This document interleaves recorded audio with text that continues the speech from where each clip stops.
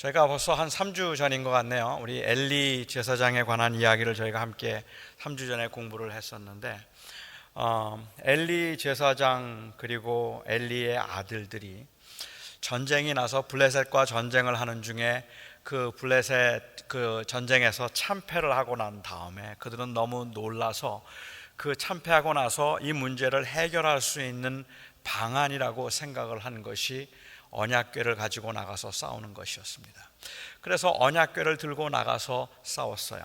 제가 3주 전에 말씀을 드렸던 것처럼 이 언약궤를 가지고 나가서 싸우는 것은 그 마음을 하나님 앞에 드리기보다는 오히려 종교적인 행위를 가지고 그 종교적인 행위에 의해서 하나님 우리가 거룩해졌다고 생각하고 하나님이 도우실 것이라고 생각하는 치명적인 실수였다고 그렇게 말씀을 드렸습니다.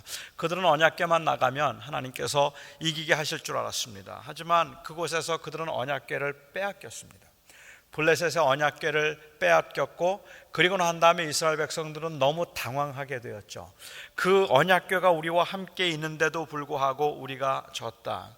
우리가 기도 생활을 한다고 해서 금식을 했다고 해서 예배를 했다고 해서 우리가 언제나 하나님의 편에 있다는 뜻이 아니라는 말입니다. 거기에 마음이 담겨 있지 않다면 그 마음으로 하나님을 진정으로 바라는 것이 아니라면 형식적으로 언약궤 가지고 있다고 해서 문제가 해결되는 게 아니라는 것을 그들은 그 전쟁에서 처절하게 경험을 할 수밖에 없었습니다. 그리고 그 빼앗겼던 언약궤가 빼앗겼다는 이야기를 듣고 엘리는 죽었고 그 의자에서 떨어져서 죽었고 두 아들은 전쟁에서 죽었고 그리고 그의 며느리도 물론 죽었습니다.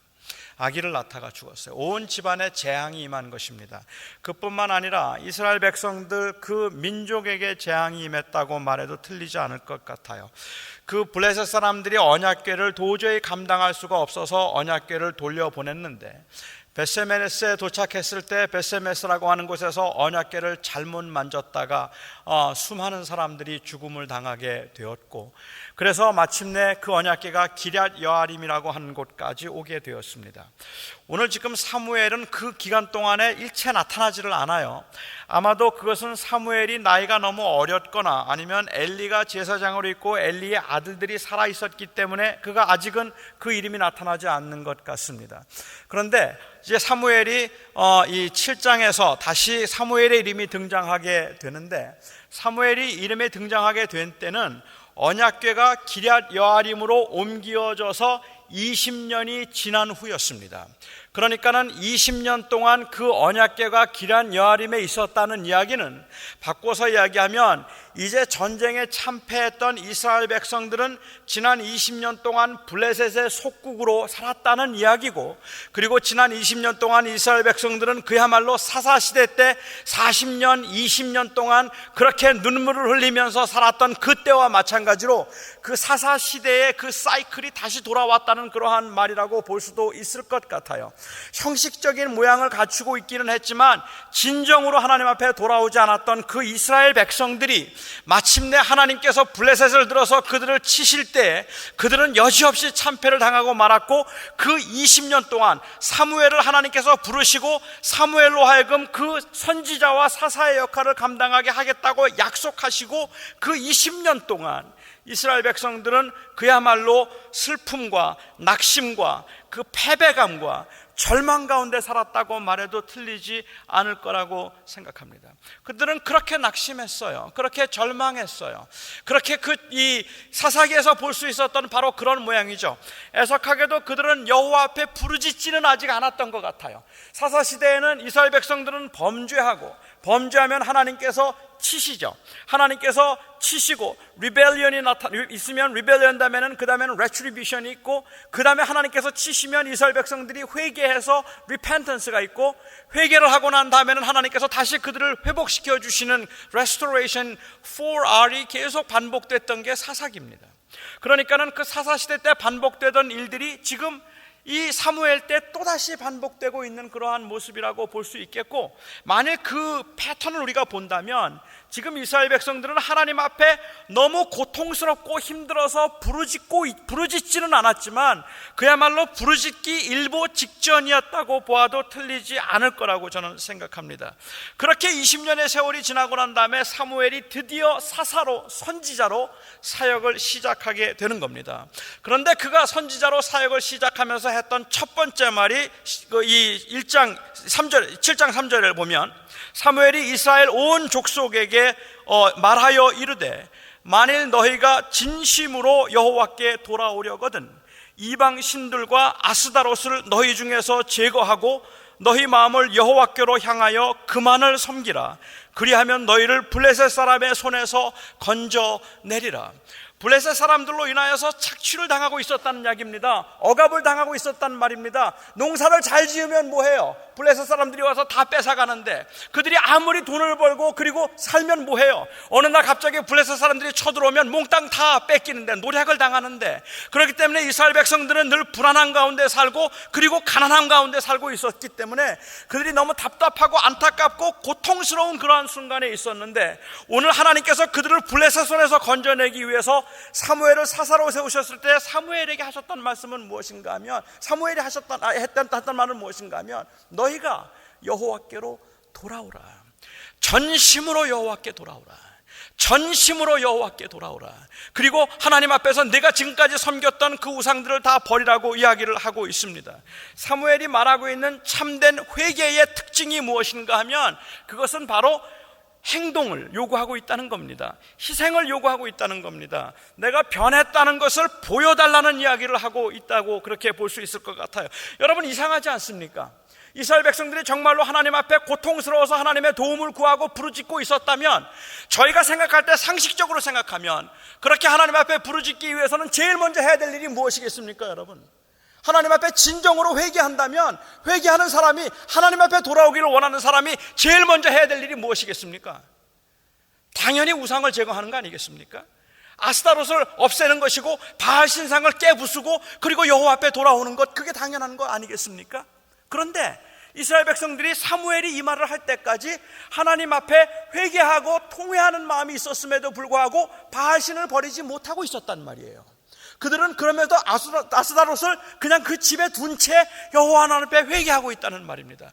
하나님, 내가 잘못했습니다. 하나님, 저를 용서해 주십시오. 하나님, 제가 부족합니다. 라고 그렇게 회개하고 있는데 자기가 즐기고 있는 죄를 놓지 않고 있는 겁니다.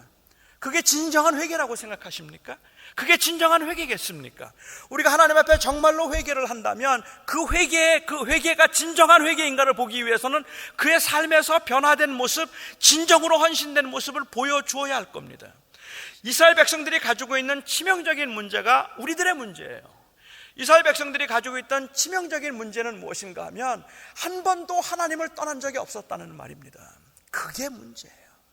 그들은 하나님을 잊어버린 적이 없었어요.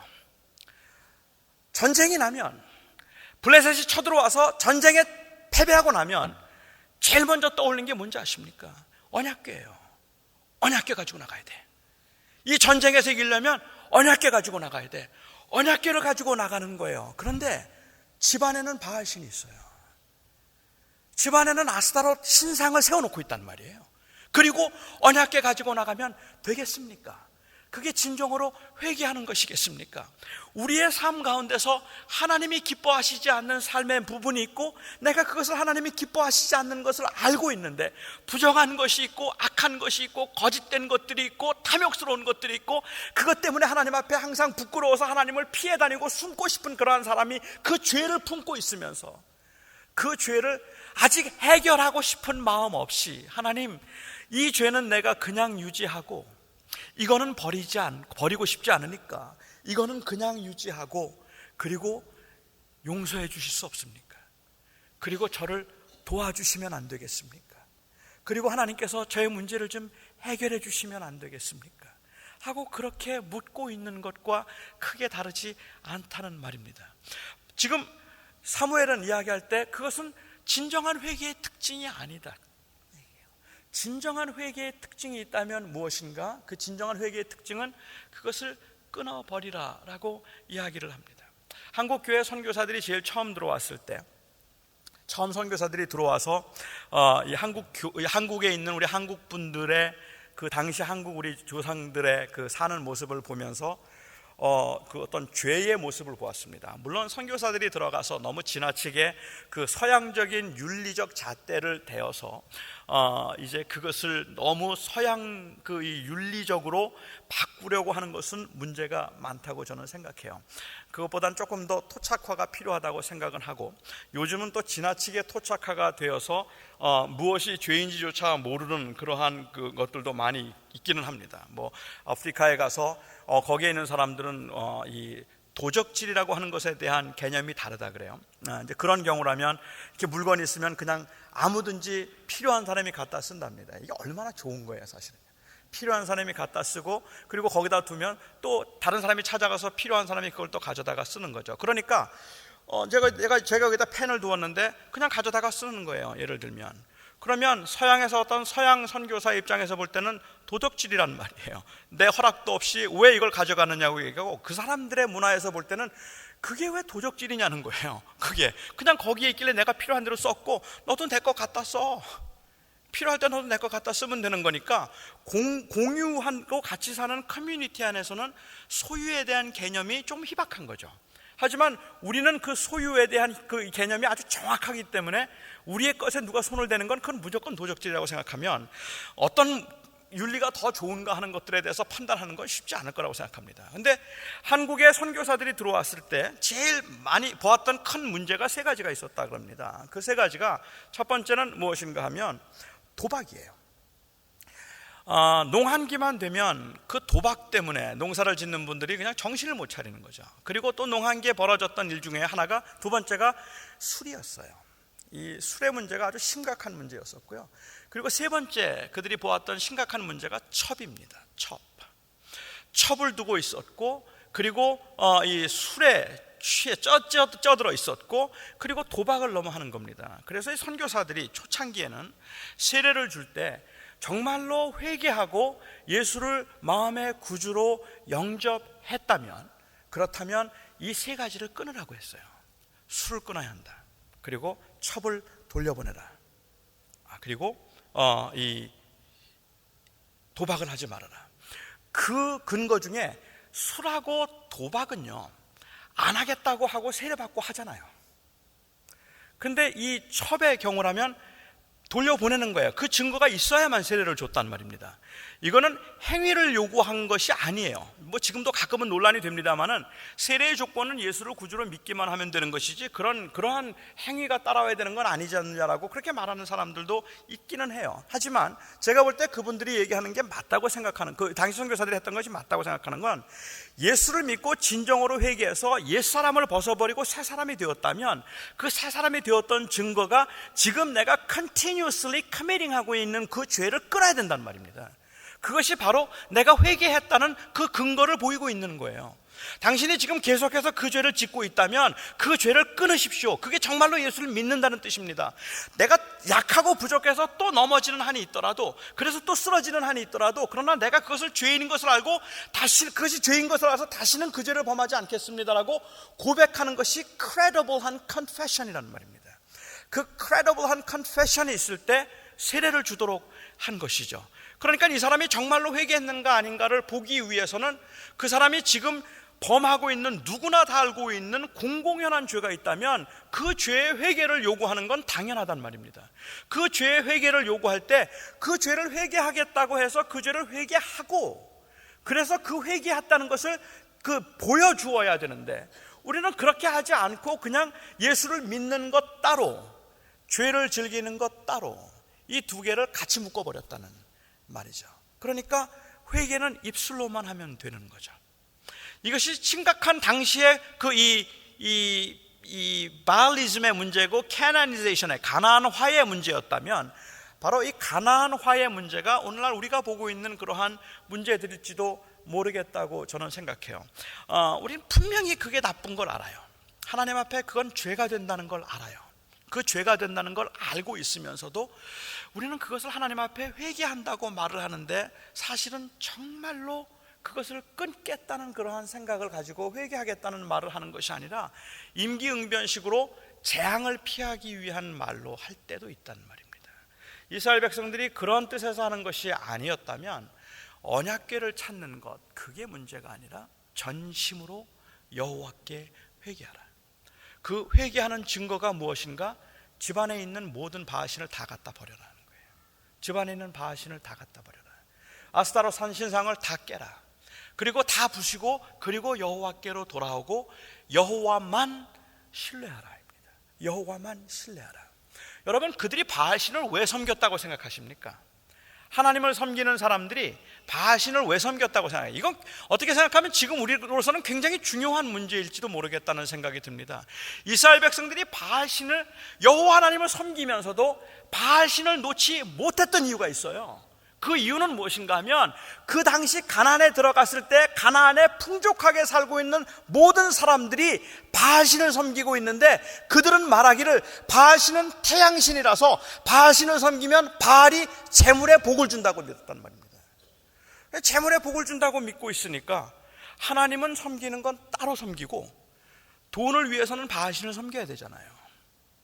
그러니까는 바알신과 하나님을 함께 섬기고 싶은 그러한 충동을 느끼는 거죠. 재물과 하나님을 겸하여 섬기고 싶은 충동을 느끼는 것과 마찬가지였다는 겁니다.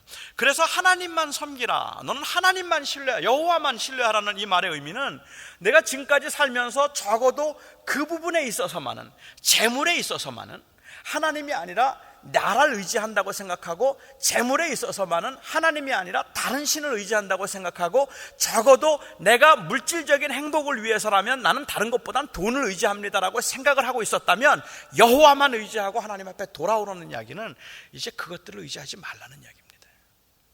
여호와 하나님만 의지하라. 그게 진정한 회개다라고 이야기를 하는 것입니다. 이스라엘 백성들이 정말로 회개했을까요? 정말로 회개했다고 저는 생각합니다. 저는 어떤 것들이 변했는가 하면, 이스라엘 백성들이 그렇게 모여 있다는 이야기를 듣고 이들은 전쟁할 그런 이 기력도 없었어요. 그냥 이 사무엘이 이스라엘 백성들을 미스바로 모이라고 했어요. 여호와께 돌아오려거든 미스바로 모이라. 그래서 미스바에 모였습니다. 그 미스바에 모여 있던 사람들에게 회개하라고 그렇게 이 메시지를 전했는데, 그렇게 미스바에 이스라엘 백성들이 모였다는 이야기를 듣고 블레셋 사람들이 군대를 모아서 쳐들어왔습니다. 이것들이 감히 또 모여서 무슨 작당을 하고 또 우리를 또 이 반란을 일으키려고 하는가 싶어서 블레셋이 군대를 모아서 쳐들어와서 진을 치고 공격을 해오는 겁니다. 그렇게 공격을 해오니까 이들이 너무 두렵고 너무 불안했잖아요. 한 번의 실수 때문에 그랬다고 말할 수도 있겠지만, 이스라엘 백성들이 그렇게 두렵고 무서워서 그들이 그 블레셋의 공격 앞에서 했던 말이, 그 전에 블레셋과 전쟁할 때 엘리가 제사장일 때, 그때는 전쟁에서 지고 난 다음에 그들이 찾았던 것은 종교적 행위였어요. 언약궤였어요. 언약궤 가지고 나가자 하는 건데, 이번에는 무슨 이야기를 하는가 하면 사무엘을 찾아와서 이야기하기를 우리를 위하여 쉬지 말고 기도해 주시옵소서라고 얘기합니다. 이젠 정말로 자기에게 도움이 어디에 있는가를 알고 있는 겁니다. 우리 한번 그 말씀 가볼까요? 8절 한번 보죠. 이 말씀 제가 올렸나요? 8절에 보면 이스라엘 자손이 사무엘에게 이르되 당신은 우리를 위하여 우리 하나님 여호와께 쉬지 말고 부르짖어 우리를 블레셋 사람의 손에서 구원하시게 하소서 하니, 우리를 제발 구원해 주시옵소서. 우리를 구원할 수 있도록 여호와 하나님께 우리를 위하여 쉬지 말고 기도해 주시옵소서라고 그렇게 이야기를 하고 있습니다. 결국 이들은 지금 깨닫고 알고 있는 것은 무엇인가 하면, 우리를 도울 수 있는 분은 여호와 하나님뿐이시라는 것이고, 그들은 진정으로 주님 앞에 돌아가기를 원하고 있는 겁니다. 그들이 회복하고 싶은 것은 종교적 행위를 회복하고 싶은 것이 아니라, 그들이 회복하고 싶은 것은 하나님과의 관계를 회복하고 싶은 겁니다. 정말로 그들의 삶에서 하나님이 나를 도우시는 것을 경험하기를 원하고, 여호와 하나님이 아니면 아무도 나를 도울 수 없다는 것을 그들이 알고 이제는 그렇게 믿고 하나님을 신뢰하고 주님 앞에 기도를 요청하고 있는 장면이라는 말이죠. 그래서 사무엘은 그들을 위하여서 하나님 앞에 번제를 드렸고, 하나님께서는 이스라엘 백성들을 얼마나 아끼시는지, 아니 하나님께서 응답을 해주시는데 재밌어요. 그 응답이 그 쳐들어왔다는 블레셋 사람들을 다 없애신 것도 아니고요, 주님께서 직접 싸우신 것도 아니고, 그렇다고 주님께서 이스라엘 백성들을 격려하시고 인커리지 하셔서 내가 너와 함께 할 것이니 나가서 싸워라 이렇게 하신 것도 아닌 것 같아요. 제일 먼저 하나님께서 하셨던 일은 무엇인가 하면 그 블레셋 진영에 우레를 보내셨습니다. 그래서 거기에 막 우레가 치고 천둥 번개가 쳐서 그 블레셋 사람들이 굉장히 혼란스러워하고 두렵고 어지럽게 만드시고 난 다음에, 그 다음에 이스라엘로 하여금 블레셋을 치도록 하나님께서 하셨어요. 그 하나님의 도우심과 그리고 또한 그 이스라엘 백성들의 그 순종의 헌신이 함께 어우러지는 그러한 모습인데, 제가 이 말씀을 말씀드리는 이유는요, 사실은 사무엘서를 보면 이게 공통된 특징 중에 하나이기 때문에 그렇습니다. 하나님이 도우시는데 하나님께서 그냥 돕지 않으시고 그 백성들의 노력을 통해서 도우십니다. 제가 이것도 언제도 말씀을 한번 드렸지만은, 우리가 보통 생각할 때 하나님이 우리를 도우신다고 이야기를 하면 우리가 가지고 있는 잘못된 경건의 모습 중에 하나가 무엇인가 하면 all dependence, no effort예요. 그냥 하나님 앞에 기도만 하면 되는 거예요. 기도만. 그러면 하나님이 다 도와주시는 거죠. 뭐하러 시험 공부해요? 기도하면 돼요. 힘들 때는 그냥 내일이 시험이면 오늘 기도해요. 공부하지 말고. 그리고 기도하면 하나님께서 도와주시고, 내일 뭐 면접이 있거나 뭐 이런 거 있으면 그냥 기도만 하면 돼요. 아무것도 할 거 없어요. 기도만. 그래서 하나님 앞에 기도만 하면 아무것도 하지 않아도 하나님께서 다 도와주신다고 생각하는 것, all dependence and no effort를 이야기하고 있고, 또 잘못된 그러한 이 경건의 모습 중에 하나가 있다면 all effort and no dependence. all effort and no dependence를 이야기하는 분들은 일반적으로는 좀 능력이 있는 분들입니다. 이제 이분들은 이 경건하다고 말하는 분들이 노력은 하나도 하지 않고 맨날 기도만 하는 걸 보면서 참 못마땅해요. 아니, 자기가 어느 정도 노력하고 안 되면 하나님 앞에 도와달라 그래야지, 아무것도 하지 않으면서 자꾸만 기도만 하느냐? 기도라는 것은 내가 최선을 다하고 난 다음에 내가 더 이상 할 수 없을 때, 그때 하나님이 도와주시도록 그렇게 구하는 것, 그게 기도다, 이렇게 생각을 하는 거죠. 그런데 정말로 만일 그렇게 생각을 하는 분들의 경우라면 되게 좀 유능해요. 기도가 필요 없어요. 평생 가도 기도 안 해도 될 분들이더라고요. 모든 게 다 그냥 알아서 자기를 잘 처리하는 것 같은 분들이 왜 자꾸만 노력을 하지 않고 기도만 하느냐고, 자꾸 그 답답해서 기도하는 사람들의 심정을 이해하지 못하고 그런 말들을 하고 있는 것 같습니다. 어쩌면 우리가 노력하고 난 다음에 안 되는 걸 하나님 앞에 기도하는 거라고 이야기를 하면 뭐 기도가 별로 필요 없다고 말하는 분들도 있을 것 같아요. 저는 그것도 잘못됐다고 생각합니다. all dependence, no effort도 문제고 all effort, no dependence도 문제입니다. 사무엘서를 보면 다윗을 이야기할 때, 사울을 이야기할 때, 사무엘을 이야기할 때, 오늘 본문도 마찬가지로 나오지만 사무엘서를 보면 아주 쉽게 볼 수 있는 것 중에 하나가 뭔가 하면 all dependence, all effort예요. 전적으로 우리가 애를 쓰는, 노력하는데 전적으로 하나님을 신뢰하는 거예요. 그래서 이 다윗이 사울 왕 앞에서 골리앗과 싸우겠다고 사울 왕 앞에 섰을 때 어떻게 보면 굉장히 교만해 보이는 말을 하거든요. 그래서 그가 말하기를 내가 내 아비의 양을 지킬 때 내가 사자의 수염을 잡았고 내가 양을 지켰으며 내가 곰을 잡았나이다. 내가 곰을 잡았고 내가 사자를 잡았습니다. 그렇게 이야기를 해요. 자기가 다 했다는 거예요. 자기가. 이거 교만한 말이잖아요. 하나님이 하셨다고 말해야 되잖아요. 그런데 사실은 그거 하나님이 한 건 아니잖아요.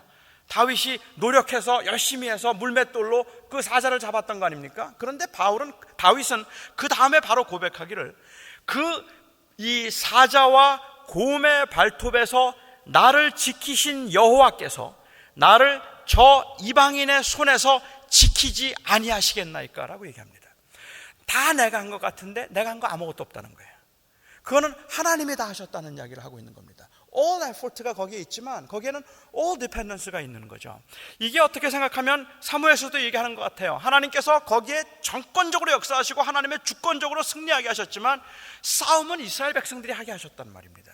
이스라엘 백성들이 나가서 싸우도록 하시고 그들의 싸움을 통해서 승리를 경험하도록 하신 것이 바로 하나님께서 계획하시고 하나님께서 하신 일입니다. 미스바에서의 이 승리는 그야말로 이스라엘 백성들로서는 오랜만의 승리입니다. 수십 년 만에 처음으로 경험했던 승리입니다. 그들이 그 승리감에 도취해서 전쟁에서 막 그냥 승승장구 그 전승을 거두면서 나아갈 때 마침내 그들이 그 전쟁 가운데서요, 7장 한번 보시면 한번 또 볼게요. 12절 한번 볼까요? 미스바에서 벳갈까지 나갔다가 사무엘이 돌을 취하여 미스바와 센 사이에 세워 이르되 여호와께서 여기까지 우리를 도우셨다 하고 그 이름을 에벤에셀이라 하니라 라고 되어 있습니다. 에벤에셀이라는 말의 뜻은 그냥 문자적으로 그냥 풀어서 이야기를 한다면 도움의 돌이라는 뜻입니다. 도움의 돌. 그런데 거기에는 그것을 설명해서 해석하기를 여호와께서 여기까지 도우셨다라고 그렇게 이야기를 하고 있습니다. 물론 여기까지라는 것은 그 미스바에서 전쟁을 시작해서 그들이 이 길갈까지 가는 그 과정에 거기에까지 하나님께서 도우셨다는 그러한 의미에서라고 말할 수도 있겠지만, 에벤에셀이라는 돌을 거기에 세웠을 때 그 말의 의미는 그냥 단순히 그 전쟁터에서 여기까지만 승리했다는 말을 하고 있는 건 아닌 것 같아요. 그런데 그 에벤에셀을 세우고 난 다음에 저는 그 말의 의미를 부여할 때 하나님이 여기까지 도우셨다 라고 하는 그 말이 저에게는 굉장히 감동으로 오더라고요. 사실 이스라엘 백성들로서는 지금 처음 전쟁하는 겁니다, 여러분. 그리고 첫 승을 거뒀어요. 20년 만에 처음 전쟁을 해서 처음 승리를 경험했습니다. 그리고 난 다음에 하나님께서는 그 7장 마지막 절에 보면 사무엘을 통하여서 블레셋이 그 다음엔 더 이상 공격도 하지 못하게 했을 뿐만 아니라 모든 나라와 화목하게 하시고 형통하게 하시고 전쟁에서 승리하게 하십니다. 그렇게 전쟁에서 매번 승리하고 그 삶을 형통하게 하셨다면 에벤에셀의 돌을 세웠을 때 저는 그 돌의 이름을 여기서부터 도우셨다 이렇게 말하는 게 맞을 것 같았다는 거예요. 여기서부터 도우셨다라고 말하면 오히려 더 그게 맞을 것 같은데, 여기까지 도우셨다고 말을 한다면 여기까지 도우셨다는 말 속에 담겨있는 뉘앙스는 지난 20년 동안의 그 질고와 고통과 착취 가운데도 하나님은 거기에 계셨다는 것을 사무엘은 고백하고 있는 거 아니냐는 말입니다. 사무엘은 승리하고 형통했을 때만 하나님이 나를 도우셨다고 이야기하는 것이 아니라 그 문제를 벗어나면서 사무엘이 그 백성들과 함께 고백하는 것은 우리가 비록 고난과 고통의 길을 걷고 경험했지만 그 고난과 고통의 길을 빠져나오고 난 다음에 돌아보니까 거기에 하나님이 계셨더라. 그래서 여기까지 그 하나님께서 인도하셨다라고 이야기를 해서 거기에 돌을 세우고 에벤에셀이라고 그렇게 부른 것 아니겠는가 하는 겁니다. 우리가 비록 이 땅에 살면서 어려운 일도 당하기도 하고 힘든 일도 만나기도 하고 그렇게 힘들고 어려운 일을 만나면 제일 먼저 드는 생각이 하나님이 왜 나는 도와주지 아니하실까, 하나님께서 어찌하여 나와 함께 하지 아니하실까 하는 그러한 생각들을 많이 하게 됩니다. 하지만 그런 생각을 할 때마다 우리는 사실은 그때는 그 생각밖에는 안 드는 게 맞다고 생각해요. 근데 저희가 믿는 것은 그것을 지나고 난 다음에 우리가 돌아보면 우리는 틀림없이 거기에도 하나님이 계셨음을 경험하게 됩니다. 거기에도 하나님이 계셨다고 틀림없이 우리는 고백할 것입니다. 이것이 그냥 우리가 가지고 있는 그 하나님의 약속과 인도하심에 대한 믿음 때문에 우리는 그 말을 하기는 해요. 여러분들도 지금 굉장히 힘들다면 그렇게 힘든 상황에서 왜 하나님은 나를 도와주지 않으시는가라고 그렇게 말씀하실 겁니다.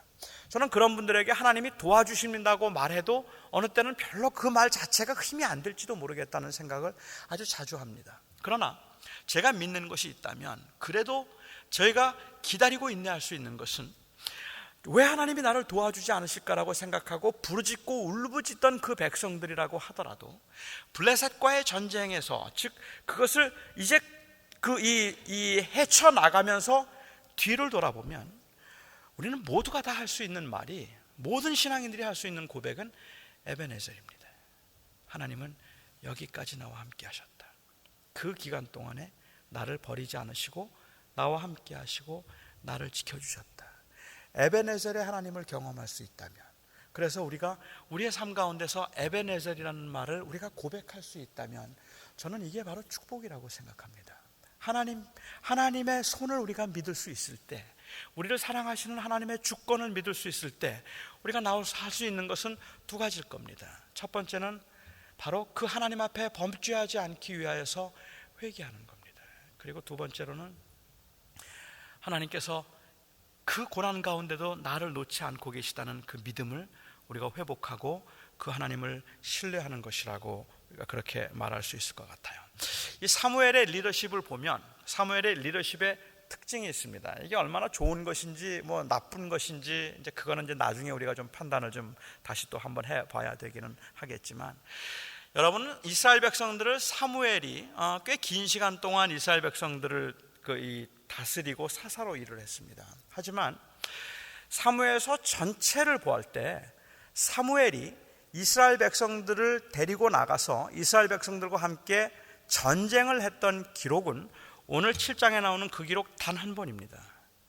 그 7장이 끝나고 난 다음에 그 다음에 우리가 보시면 15절에 보시면요, 그렇게 전쟁이 끝나고 난 다음에 14절에 보면 이스라엘과 아모리 사람 사이에도 화목이 있었더라라고 이야기하고, 15절에 보면 사무엘이 사는 날 동안에 이스라엘을 다스렸는데, 사무엘은 사는 날 동안에 그렇게 이스라엘을 다스리면서 길갈과 미스바와 베델을 순회하면서 그 백성들을 위로했고 그 백성들을 사사해 주었다라고 그렇게 이야기하고 있습니다. 사는 동안에 이스라엘을 다스렸을 때 해마다 베델과 길갈과 미스바로 순회하여 그 모든 곳에서 이스라엘을 다스렸고 라고 이야기하고 있는데, 실제로 사무엘은 전쟁에 한 번도 나간 적이 없습니다. 그는 지도자지만 전쟁터에서 싸운 적이 없어요. 오히려 전쟁을 할 때 사무엘에게 그 백성들이 구했던 게 무엇인지 여러분 기억하십니까? 우리를 위하여 기도해달라고 했어요. 우리는 나가서 싸울 테니까 우리를 위하여 기도해달라. 그는 그가 기도하는 사람이라고 생각했던 것 같아요. 사무엘은 용사가 아닙니다. 사사였지만 사무엘은 용사도 아니고 삼손과 같은 사람도 아니고 기드온과 같은 사람도 아닙니다. 사무엘은 삼갈과 같은 사람도 아니었어요. 사무엘은 그렇게 입다와 같은 그러한 용맹스러운 사람도 아니었어요. 사무엘은 어떻게 생각하면 그냥 기도하는 굉장히 온순한 사람이었다고 말해도 틀리지 않을 것 같습니다. 그래서 사무엘이 기도하는 동안에 모든 세상이 화목했고 이스라엘 백성들이 화평했고, 사무엘은 어떻게 보면 그 민족의 지도자로서 그냥 다니면서 백성들을 격려해주고 사사하고 다스리고 그렇게 인커리지하고 위에서 기도해주는 그 일들을 했던 지도자였습니다. 그러니까 그의 리더십을 보면 어찌 생각하면 여러분들이 생각하는 굉장히 이상적인 리더십이라고 생각할 만한 그러한 리더십이었는지도 모르겠다는 생각이 들어요. 사무엘이 나이가 들고 난 다음에 사무엘의 두 아들을 사사로 세웠는데 이 두 아들에게는 판단력이 없었습니다. 사무엘의 두 아들은 그야말로 엘리의 두 아들 못지않게 그렇게 무능한 자들이었어요. 그때 이스라엘 백성들이 사무엘에게 와서 요청했던 것이 무엇인가 하면 우리에게 왕을 세워주시옵소서 하는 겁니다. 사무엘이 그 사사직을 아들에게 세습했기 때문에 그게 못마땅해서 그랬다가 봐야 될까요? 도대체 왜 그들은 왕을 달라고 얘기했을까? 그들이 왕을 달라고 한 그 이유는 사실은 다른 데 있습니다. 8장 20절 말씀을 보시면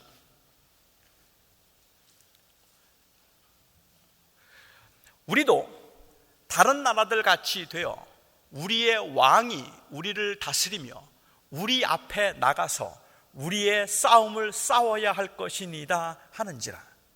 이렇게 그 백성들이 이렇게 달라졌어요. 처음에는 이스라엘 백성들은 사무엘이 그들을 위하여 기도하는 종이 되어서 우리를 위하여 쉬지 말고 기도해달라고 이야기를 했는데, 그래서 사무엘이 기도하고 그들을 정말로 영적으로 케어를 해 주었다면, 그렇게 영적으로 케어를 받고 있던 이스라엘 백성들이 사무엘이 나이가 들고 난 다음에 그 아들들이 제대로 사사하지 못할 때 그들의 마음속에는 또다시 세상적인 생각이 떠오르기 시작하는 겁니다. 그래서 그들은 말하기를 우리에게 정말로 필요한 지도자는 우리를 위하여서 나가서 싸울 사람입니다. 이제는 더 이상 하나님 앞에 우리가 회개하고 하나님만 의지함으로 하나님의 도우심으로 나가는 것이 아니라 우리에게 정말로 필요한 사람은 우리를 위해서 대신 싸울 수 있는 유능한 지도자가 필요합니다라는 이야기를 하고 있는 겁니다. 그런 왕을 달라는 거예요. 하나님께서는 왕을 주실 계획을 가지고 계셨습니다. 신명기 17장에 있는 말씀을 이스라엘 백성들이 알았다면 하나님은 이스라엘 백성들에게 왕을 주겠다고 말씀하셨단 말입니다. 하지만 하나님께서 그들에게 주겠다고 하셨던 그 왕은 하나님의 마음에 합한 자를 원했던 거예요. 이스라엘 백성들이 지금 원하고 있는 왕은 누구인가 하면 우리를 대신하여 우리 앞에 나가서 싸울 수 있는 사람을 우리에게 주시옵소서. 바꿔 이야기하면 세상적인 가치관이나 세상적인 기준에 의해서 모든 것을 갖춘 사람을 우리에게 주시옵소서라고 이야기하고 있는 겁니다. 그동안 하나님을 의지하지 않아서 그들이 얼마나 어려움을 겪었는가 하는 것을 경험하고 난 다음에도 하나님께 돌아와서 하나님의 은혜와 도우심으로 사무엘을 통하여서 그들이 정말로 태평성대를 누리고 난 다음에 조금 어려움을 겪게 되니까 그들이 다시 하는 말은 무엇인가 하면 우리에게 왕을 달라고 말하는데, 제가 다음 주에 좀 더 보겠지만 왕을 달라는 것 자체가 문제가 되는 것이 아니라 그들이 달라고 한 왕은 세상 있는 그 왕과 같은 사람입니다. 그래서 하나님께서는 그들에게 그들의 원하는 대로의 왕을 주셨어요. 그러면서 말씀하시기를 그 왕은 너희를 착취할 것이요 너희를 괴롭힐 것이라. 우리 한번 그 말씀 볼까요? 8장 11절부터 보죠. 제가 말씀 올리도록 했는데, 이르되 너희를 다스릴 왕의 제도는 이러하니라. 그가 너희 아들들을 데려다가 그의 병거와 말을 어거하게 하리니 그들이 그 병거 앞에서 달릴 것이며, 그가 또 너희의 아들들을 1000부장과 50부장을 삼을 것이며 자기 밭을 갈게 하고 자기 추수를 하게 할 것이며 자기 무기와 병거의 장비도 만들게 할 것이며, 다 자기 거 하겠다는 겁니다. 또 너희의 딸들을 데려다가 향로 만드는 자와 요리하는 자와 떡 굽는 자로 삼을 것이며, 그가 또 너희의 밭과 포도원과 감람원에서 제일 좋은 것을 가져다가 자기의 신하들에게 줄 것이며, 그가 또 너희의 곡식과 포도원 소산의 11조를 거두어 자기의 관리와 신하에게 줄 것이며, 그가 또 너희의 노비와 가장 아름다운 소년과 나귀들을 끌어다가 자기 일을 시킬 것이며, 너희의 양떼의 10분의 1을 거두어 가리니 너희가 그의 종이 될 것이라. 그날에 너희는 너희가 택한 왕으로 말미암아 부르짖되 그날에 여호와께서 너희에게 응답하지 아니하시리라. 내가 원하는 그 왕은 내가 지금 말하고 있는 다른 나라와 같이 우리를 다스릴 수 있는, 다른 나라 왕들처럼 그렇게 나가서 화끈하게 우리를 위해서 전쟁할 수 있는 용맹스럽고 능력 있고 실력 있는 왕을 주시옵소서라고 이야기를 했고, 그런 왕을 너희에게 주면 그 왕은 너희들을 착취하고 너희들을 억압하고 너희들을 오히려 종을 삼을 것이라고 이야기를 했습니다. 그런데도 이스라엘 백성들은 그 다음에 22절에 보면 말하기를 그래도 주시옵소서, 그래도 주시옵소서. 원하는 대로 주셨습니다. 다른 사람들보다 머리가 하나 더 큰, 키가 자그마치 이 세븐핏이었던 사울, 전쟁에 얼마나 힘이 센지 그가 혼자서도 수백 명을 감당할 수 있는 그러한 실력 있는 사람. 그런데 사무엘서를 보면 이 사울은 단 한 번도 여호와를 진심으로 경외한 적이 없습니다. 단 한 번도 그는 여호와 하나님 앞에 하나님을 진정으로 섬겨본 적이 없습니다. 그런 그들이 원하는 대로 하나님께서 세우셨어요. 그 다음에 세웠던 왕이 누구죠? 하나님의 뜻에 합한 왕 다윗입니다. 다윗도 유능했어요. 절대로 다윗이 무능한 거 아닙니다. 하지만 다윗을 보면 다윗의 특징은 여호와를 끔찍이 사랑한 사람입니다. 주님의 말씀을, 그리고 주님의 뜻을 따라 살고자 노력하던 주님을 정말로 사랑하던 사람입니다. 여기에 지금 이스라엘 백성들이 가지고 있는 치명적인 문제가 무엇인가 하면, 다시 그들은 세속적이고 세상적인 가치에 의해서 그들의 문제를 해결하려고 하고 있는 것이라는 거예요. 그 문제 해결이 하나님 앞에 있다고 생각을 하고 이미 경험했음에도 불구하고 하나님 앞에 돌아오려고 하지 않는다는 데 있다는 겁니다. 블레셋이 너무 강한 것이 문제가 아니라 사실은 하나님과의 관계가 문제가 있었잖아요. 그들에게 있어서 문제가 됐다는 것은 환경에 문제가 있는 것이 아니라 그 환경 가운데 하나님을 인정하지 않는다는 게 문제가 되고 있었잖아요. 그들은 그것을 경험하고 하나님 앞에 회개하고 돌아왔던 그 백성들이 불과 몇 년의 세월이 지나고 난 다음에 그들은 또다시 하나님 앞에서 하나님으로 문제를 해결하려고 하기보다는, 하나님을 신뢰함으로 문제를 해결하려고 하기보다는 오히려 다시 지극히 세상적인 방법에 의해서 문제를 해결하려고 한다는 겁니다. 다시 말씀드립니다. 세상적인 방법과 하나님, 그래서 세상에 있는 그러한 방법들과 하나님을 섬기는 것은 언제나 상반되는 게 아닙니다. 이미 말씀드린 것처럼 다윗은 탁월한 용사입니다. 다윗은 훌륭한 사람입니다. 다윗과 이 사울의 차이는, 한 사람은 무능한데 하나님의 손에 잡혀서 유능해진 사람이고, 한 사람은 굉장히 유능한데 하나님을 모르던 사람이 아닙니다. 다윗도 그리고 사울도 모두가 다 탁월한 하나님의 사람들, 탁월한 실력가들입니다. 다윗은 어떤 분이 말씀하시던가요? 다윗은 최고의 사윗감이라고 하더라고요. 얼굴도 잘생기고 감수성도 풍부하죠. 노래도 잘하죠. 이 악기를 다루는 것은 이스라엘 전체에서 최고였죠. 시도 썼죠. 용사죠. 키도 컸죠. 더 뭐 원하세요? 그런 탁월한 모든 걸 다 갖추고 있는 사람이지만 그것이 드러나지 않을 만큼 다윗은 하나님의 손에 잡혀 있던 사람입니다. 그러니까 그게 있는가 없는가 하는 걸 제가 문제 삼는 거 아니고, 여러분들 세상에 있는 것들 하나도 의지하지 마시고 그냥 기도만 하세요. 이런 all dependence, no effort를 제가 여러분들에게 말씀드리는 게 아닙니다. 제가 여러분들에게 말씀드리고 싶은 것은, 우리가 정말로 우리의 삶 가운데 내 문제를 해결할 수 있는 것은 이 모든 세상에 있는 것들을 통해서라도 내 문제를 해결할 수 있는 것은 나도 아니고 재물도 아니고 하나님뿐이시다. 그것을 알고 있는가, 믿고 있는가 하는 것입니다. 우리가 그렇지 않다면, 저는 정말로 우리가 하나님 앞에서 오늘날 우리가 교회가 해야 되는 일 중에 하나가 있다면 바로 이런 하나님 앞에 회개함일 거라고 저는 생각합니다. 진심으로 돌아와야 할 것이다. 이 교회가 어쩌다가 이렇게 세속화되었을까? 어째서 교회에서 교회 지도자들을 우리가 볼 때에도, 지도자를 세울 때에도, 목사를 볼 때에도, 목사를 보면서 그 목사가 얼마나 하나님을 사랑하는 사람인가 하는 것보다는 그 사람이 얼마나 실력을 갖추고 있는 사람인가 하는 것을 왜 더 보려고 할까? 왜 그런 것들이 아직까지도 이 세상에서 말하고 있는 그 가치대로 그렇게 평가가 되는 걸까? 어느 대형교회에서 한 목사님이 이 면접을 보고 난 다음에 떨어졌어요. 그런데 나중에 돌아서 들린 이야기가, 왜 떨어졌는지 아세요?